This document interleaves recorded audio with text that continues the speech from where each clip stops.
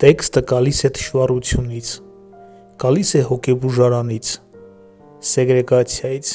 ֆրուստրացիայից, հիվանդությունից։ Եթե շարունակենք այս ճանապարհով, կհասնենք գրականության ու մահվան միջև հարաբերություններին։ Կարելի է ասել, որ տեքստը գալիս է մահվանից, այն մահացյալների համար ապրել շարունակելու որոշակի ձև է։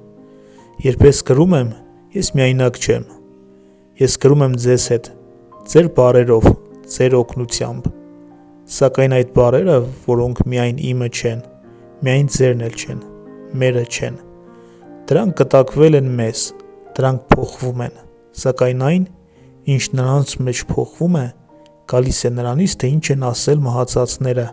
այնքան հզոր, մեզանում այնքան ակտիվ այդ մեռյալները։ Ամենաուժեղ, ամենասուր բախումը սերունդների, ռասաների կամ դասակարգերի միջև չէ,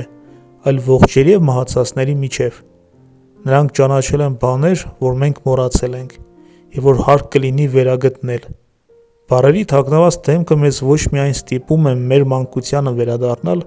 այլև մեր ծնողներին ու պապերին, բոլոր մեր նախնիներին, մերձավորից մինչև կենդանիներն ու այլոք, մեր կյանքի այդ ամենաթաքնված դեմքը։ Ինչ-որ սփոփող բան կա այն մտքում, որ երբ մենք գրում ենք, նկարում կամ ստեղծագործում, մենք մահացածների որոշ ֆրուստրացված ճակատագրեր ենք իրականացնում, սակայն այդ մտորումներում անխուսափելիորեն խանգարող մի բան էլ կա, քանզի եթե նույնիսկ փոքր-ինչ իրականացնենք մահացածների փափագը, նրանք չեն կարող օգտվել դրանից։